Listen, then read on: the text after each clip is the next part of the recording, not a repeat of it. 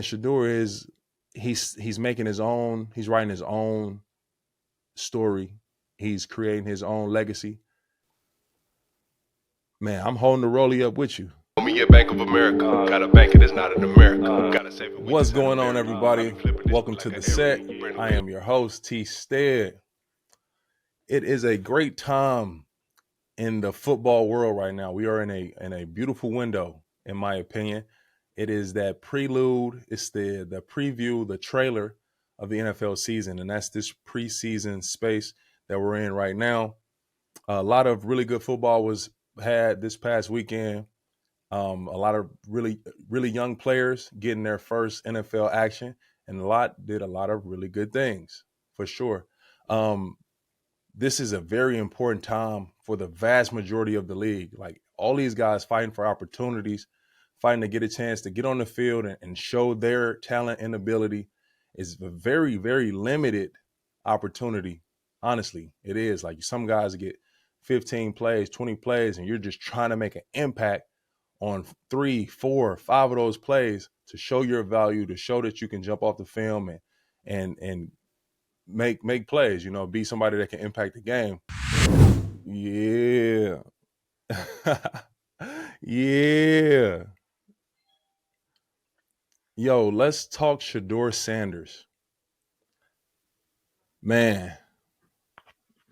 Listen, Shedeur, young prime time. I was impressed. I was thoroughly impressed by your performance in your preseason game debut. And I know you're going to hear the noise. We hear the noise. It's just preseason. It's just one game. But listen, they had the narratives were written up. The tweets were preloaded. And not that Shedeur Sanders' performance is to combat narratives, is to fight media or public perception from some people who don't want to see him succeed. That's not why he went out and performed. He went out and performed because he is that. The guy can play football, man. He's a baller. He's a gamer. He's fearless. He's critical of himself and his work. I haven't fully studied the ins and outs of Shedeur Sanders, but I can tell you what I see from him, and I know to be true. His leadership, his competitiveness, his desire to be great. Those are undeniable. It's real. And they are elite traits to have. And he has those. Talking specifically about his performance. And I will go so far to say, when Shedeur was coming out of college, coming out of Colorado, my personal thought on him, I thought he was a first-round quarterback based on his production, the way that he won games, big moments. He never shied away from the moment. The throws that he was able to make. My biggest concern with Shedeur, coming from the college game to the pro game, was his escape route from the pocket. In college, a lot of times I would see him escape back and to the right. As the left tackle, that is a very blind spot for me, for the tackle. Not even just the left tackle, for both tackles.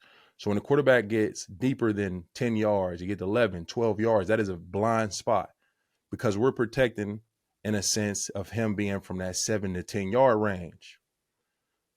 So just that part alone was the one concern I had for Shedeur coming out of Colorado. His escape route from the pocket. Can he step up? In the NFL, you got to step up, not back. Guys that escape the pocket backwards and to the right successfully, Lamar Jackson, Josh Allen. I really could leave it at those two with that part of their game.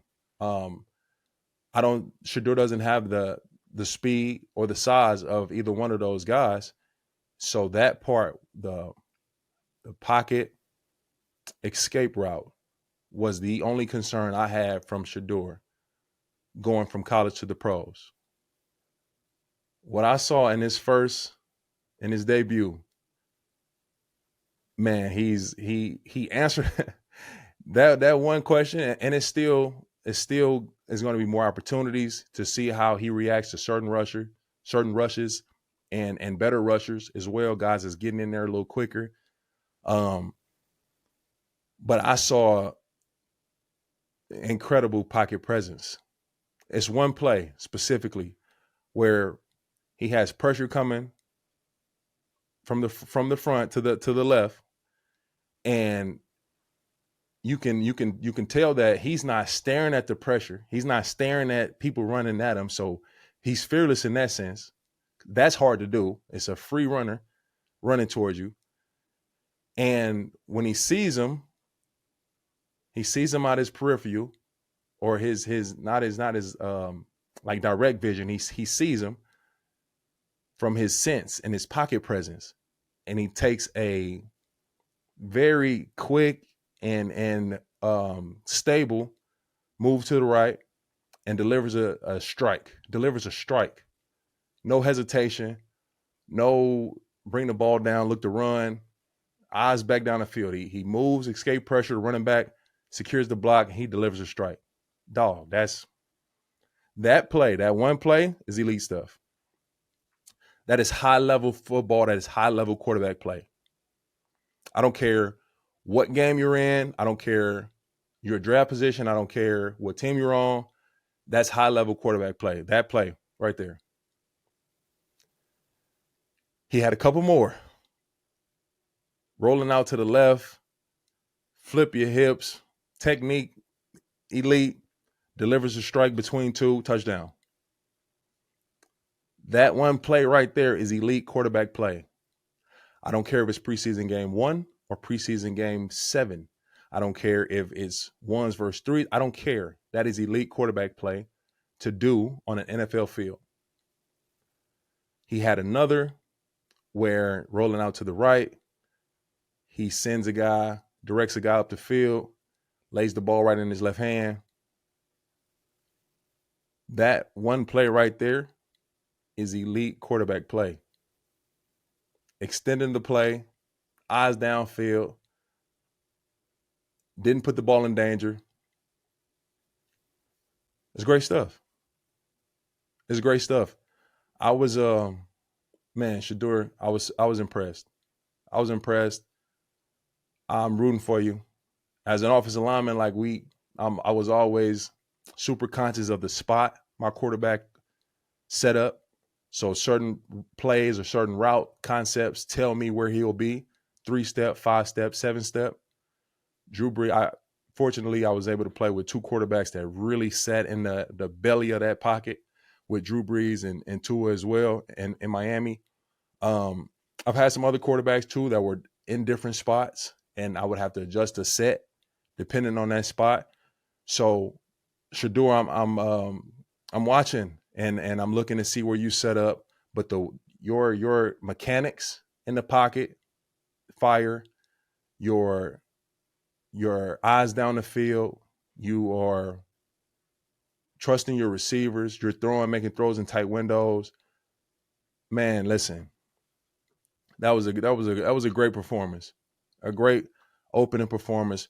14 of 23, 138 yards, 2 touchdowns, and man, listen. And I heard his post-game interview with my guy Cam Wolf, and Shedeur just talked about how he felt about his performance, and I believe he gave it a C. And I love that because he could have had his time to I told y'all, or I showed y'all this, you know what I mean? He hasn't had first team reps in Cleveland. And this is really why I'm even touching on this topic, because I see the depth chart come out of Cleveland, and Shedeur's quarterback number 4. Cool. I mean, I'm not in the building. I'm not in the front office. I can't tell you guys where to order your roster. But a lot of times in the league, we make things way too hard. We're late to realize and recognize certain things. And man, I think this is one of those situations. So in his post game interview with Cam Wolf, Shedeur talked about it was a C performance. He started off 0 for 1. He didn't get a completion out the gate. So his expectations are high. I love it. I love it because he's out to prove his work to himself, not to no one else, not to any writer, nothing that. So that's his grade on his work because he has high expectations for himself. I'm rocking with it. I'm rocking with it. He talked about his dad, Dion, and how he think he'll feel about his game. And Dion's tough on his sons. He's tough on his kids. And man, he's done a great job with these young men, bro. Like it is a most motivational family, inspirational family. Dion is one of the best players that ever play this sport, unquestioned by nobody. And Shedeur is he's making his own. He's writing his own story. He's creating his own legacy. And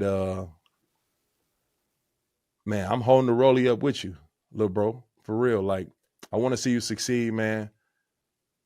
Keep excelling, keep going after it the right way. Keep supporting your teammates. Keep being a great locker room presence, and I'm rooting for you through and through. We all saw the devastating news of Rashawn Slater, the left tackle for the LA Chargers, who had just signed the richest contract in NFL history for an offensive lineman. Rashawn signed to a 4-year, $114 million contract and was locked in with the LA Chargers for the long future. Rashawn had recently went down with a torn patella tendon, and that will take him out for the year. When I saw the play, one of our trainers takes me the video from practice when it happened, and it just stabbed me right in the heart. It's man, I don't think the majority of people on in our world understand the mental battles of dealing with injury in season. The feeling of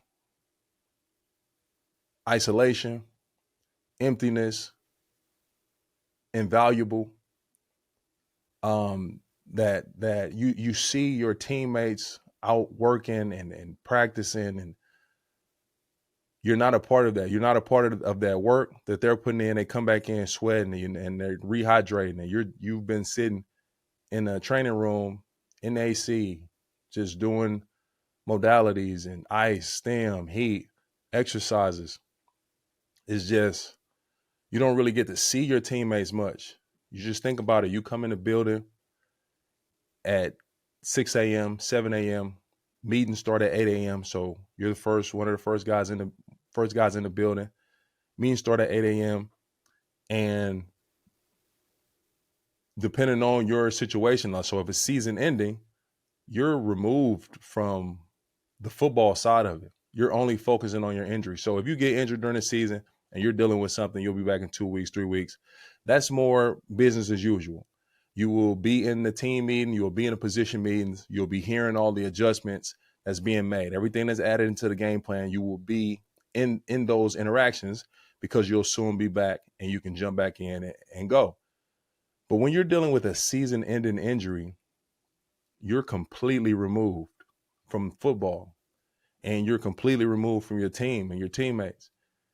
And it's just like it's a bad feel to me, at least. Like it always felt just emptiness and like I wasn't providing any value.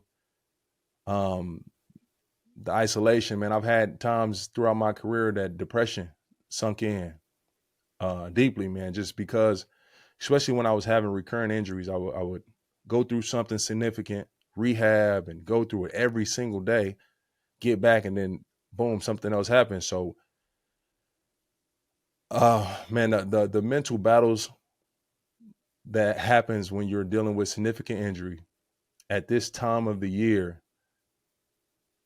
it hurt my heart to see Rashawn Slater go down. And I had him on the set. He was my first official episode of the set. I'm always gonna be grateful and appreciative of that, little brother, young Slate. And he talked about how that his best was yet to come. Like, we haven't seen his best. I want to be the best player I can be. Like I want to reach that ceiling of whatever my physical potential is. And it was never about the money. Now more than ever, I'm trying to be the best I can be. And I feel like I still haven't played my best ball yet. And it's so factual because I know the work that he puts in. I know what he's about, and he's only about the work. He's only about the progression. He's only about being the best, which is why he earned to be paid more than anybody else that have ever played on the front line in NFL history. That was earned, not given. And to get that opportunity to really just showcase and establish everything that he was out to establish and prove his team right. You know what I mean? So when you sign a big contract, we're all chasing that second deal. Every NFL player you step in, you all want to get to that second deal. You want that extension and be locked up by your team that drafted you or signed you first. We all want that. We do. So when you sign that second deal with the team that drafted you, they're showing so much trust and really doubling down on their investment that they made in you. And you want nothing more than to make them right. You want nothing more than to prove them right. All the decision makers upstairs in the front office, everyone in the city, everyone in the organization, everyone of your teammates, you want to prove them right. Like, you guys have made the right investment. You're going to get return on investment because the amount of work that I'm about to put in, what I'm bringing to the team, what I'm bringing to the table, that my involvement gives us the best chance to win. That is exactly what you feel after signing that deal. I have to prove you guys right. You believed in me. We got this deal done. I have to prove you right. Getting that part taken away in Rashawn Slater's case, I know it's super tough mentally for him because that's his makeup. He's here to prove anybody that believe in him, he's here to prove you right. Anybody that doubted him, he's here to prove you wrong. That's how he approaches his life. And it has worked very well for Rashawn Slater. This situation touches me because I can relate, which is honestly my relatability, the experiences that I've had and have lived through are why a lot of the guys around the league respect and rock with me so heavy, because I can relate and I hear you. I can empathize with you. We can talk through problems. We can find solutions. That's who I am. That's who I was as a captain, and why I was a captain for so many years in a row. But to bring it back to the part of relatability for this situation with Rashawn Slater, I signed my second contract with the New Orleans Saints. It was the second richest contract in NFL history for offensive lineman. Trent Williams still was the top. He had reset the market before I did my new deal. But I signed my deal with the New Orleans Saints, second highest offensive lineman ever. And 2 days later, I tear my quad working out in New Orleans in front of the GM. So I'm in the indoor facility. I'm running sprints. I'm working out with at the time my teammate Zach Street. And towards the end of the, we're going after, we're getting it. And at the end of the workout, we're doing some sprints.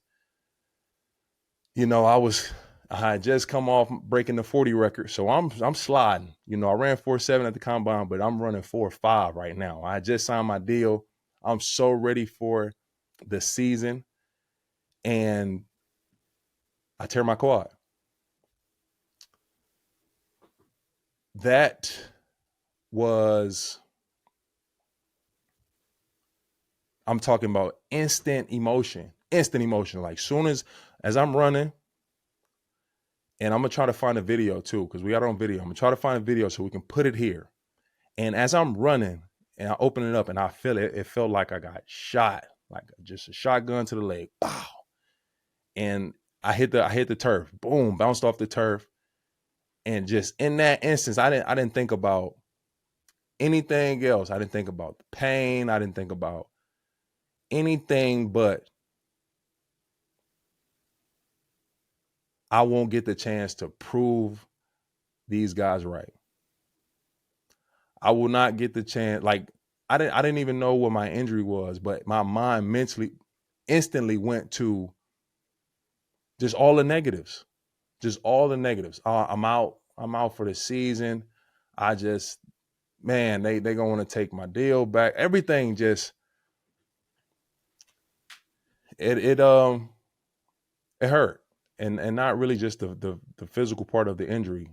It's a mental battle when you are so invested in being the best version of you and that you know what you bring to the table to help your team win. And injury being the one thing that can take that away, and we all deal with it. But in my case, 2 days, just 2-3 days after I signed my deal, I tore my quad. I was able to get back that season and play. Wasn't a great year for the Saints. We finished 7-9. I was in and out of the lineup, really dealing with that torn quad as I came back, and that situation was a tough hurdle. But I will give another example of something related to this situation, and as I'm speaking to Rashawn Slater and you guys as the fans to kind of gather more of the perspective from a player's perspective when dealing with an injury like this. 2020, Ronnie Stanley signs an extension for 5 years, $98 million. I believe at the time was the highest paid tackle in NFL history. And 2 days later, while we were watching primetime football game, Sunday night, Thursday night, I'm not exactly sure which night, but he goes down with an injury to his ankle. It was devastating. And he goes out for the season 2 days after signing his deal. And I'm sure, as I know Ronnie Stanley personally, that's my guy. I'm sure his feel was, man, I just let everybody down. That was my instant feeling when I tore my quad a few days after signing my deal. Damn, I just let everybody down. Rashawn Slater, a week after signing his deal, getting injured in LA Chargers training camp. I'm sure his instant reaction, because I know the person and what it means to him, damn, I just let everybody down. That's just like instantly. If you care enough and you really, go about this thing the right way and you're looking to perform at the highest level for your team, you really can't help but feel that way. And I want to say to these guys, the Rashawn Slaters and Ronnie Stanleys and anyone else that ever goes into this situation and they have a big role on the team and are in a big position, they got a big contract, and they go down with injury, I want to tell you, you did not let anybody down. You did not let anybody down. Everything that happens to us in life, everything that happens in this game, it is what it is. It's meant to be. It's supposed to be. You are where you're supposed to be. You're doing what you're supposed to be doing. You're putting in the right work. You're going at it with the right intention. No stone left unturned. Your preparation is elite. Your performance has been elite, which is why you have been compensated and you have been rewarded with a contract that shows your track record. It paints the picture of your track record. So you going down with an injury after signing a deal and having such a big role on the team, you didn't let anyone down. You are in a game where it is 100% injury rate. I will say that again. You play a sport where it is a 100% injury rate. Not to specify the severity or talk about what injury, but you are in a sport. If you play this game long enough, no matter what position, you are 100% guaranteed to deal with injury.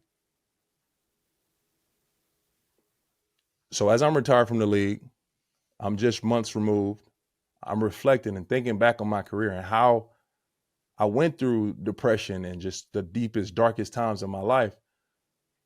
I can now see, and it's helping me to be able to be a voice for these guys that's dealing with similar situations. You did not let anybody down. You are doing your part. You're doing everything you're supposed to be doing. This has happened because this happened. Plain and simple. Now it's about your response. And the guys that have significant roles on teams, that's captains, that's monumental pieces on their team, and they have been awarded by their team, by their organization with a contract that shows you are one of the top. You are elite with your preparation. You are elite with your film study. You are elite with your performance. Now it's time to be elite in rehab, an elite teammate, find new ways to be valuable, study film for the guys, write up scouting reports. What are you seeing? How are you seeing the game? Get a deeper understanding of other position groups on your side of the ball. Get a deeper understanding of the opposing team on the opposing side of the ball. I got to a point, man, I dealt with so many injuries, and I had so many days just where I physically couldn't work on my game. So, man, I got into such a advantageous state mentally. And it's really why I was able to play for 12 years, honestly. And it was really why I never had a bad season in 12 years, despite all the injuries that I've had, missed games, going out for 3 weeks, 4 weeks, coming back with 2 practices, and then going to play and get a game ball, because I really tapped into the mental side of the game. I started to understand coverages, disguises, safety stacked on outside linebackers and slot corners. Like, I'm calling out and I can see blitzes before it happened. I can see line movement before it happened by, oh, he's 6 inches tighter than he was the last 5 plays. He's going inside. All those nuances of the game, like when you're dealing with an injury and you have that time on the field taken away from you, it's a beautiful advantage. It's a beautiful time window for you to start to expand on the mental side of the game and start to slow the game down. It is the one reason why I was able to play 12 years in the NFL. It is the one reason why I was able to be a 5-time Pro Bowler. Got into 6, couldn't go to 1 because of surgery. But it's a reason why I was an All-Pro. The mental side of the game, taking that time to bring value, add value. And, man, it got to a point where I was doing scouting reports for my teammates. I'm doing scouting reports for people on other teams. Like, hey, what's your thoughts on Myles Garrett? What's your approach? What's the game plan? I'm typing it up, send it over. That's just the student side of the game that's forever evolving. And once you start to dive into and you have that time, because of the physical has been taken away for now. I encourage every player dealing with injury, anything like that, find ways to be valuable, find ways to add value to yourself, to your team, to your teammates. And another thing I want to say to guys that have a big role on their team and they, make a nice amount of money, have a significant contract, whether it's a new extension or been on that deal for a while. Like I say, you start to feel like you let everybody down and you feel guilty about your entire situation. Like, I just signed this deal, I'm getting paid and I'm not out there. This is another thing I want to put into perspective for you guys dealing with this situation is it's a reason we fight so hard for long-term contracts. And in all honesty, it's one reason. I'm gonna get into that space right now. I want you guys to hear me clearly. I'm really gonna emphasize this. There is one reason why we fight so hard for long-term contracts. And that one reason is injuries. It is this. It is for Rashawn Slater's situation. It is for Ronnie Stanley's situation in 2020. It is for Terron Armstead's situation in 2016. The reason we fight so hard for long-term contracts is because of injury, not for nothing else. That's the security that we talk about and that we're looking for before we go back out on the field, while guys hold out during training camp, while guys have missed games historically until they get their contract figured out because of this one reason: injuries. If injuries didn't exist, everyone in the NFL will happily be on a 1-year deal where you would have the most leverage. You get to argue what you just did that year. Man, I had a great year. I need one year for $30 million. And you don't have to worry about getting injured, anything. Everybody would be on 1-year deal. The reason we have fought so hard for long-term contracts is for this, for injuries. So you think about Rashawn Slater's situation, and he goes down for the year, and it's heartbreaking. It's heartbreaking as a fan of as a fan of the sport. It's heartbreaking as a fan of the Chargers. It hurts. And I think about the mental aspect and everything that he's battling, all the feelings that he's battling, all the emotions. And I thank God. I really do. I want to say it right here, right now. I'm thankful. I am grateful. And as he heals, he will see the same feel, the same acknowledgement. He signed this deal to change his life and his family's life from all the work that he's put in up to this point. 26, 27 years of his life he's been grinding. And to be financially compensated, he signed the deal 1 week before a significant injury. If Rashawn Slater has the same injury a week later, think about that. 1 week later, the full dynamic of his contract negotiation changes. The leverage changes. The leverage shifts back to the Chargers. He would still get a sizable contract, but coming off a season-ending injury, the leverage shifts back to the organization. This situation, Rashawn Slater, is the reason why you signed a long-term deal. You have that security that regardless of what happens, injury-wise on the field, you're here. You're in LA. You're with the Chargers. We're going to be here to give you every resource. You rehab, and you get back on the field next year for the LA Chargers, which you will do. But not to be minimized, not to be forgotten, the timing of events. For myself, 2016, I signed my contract.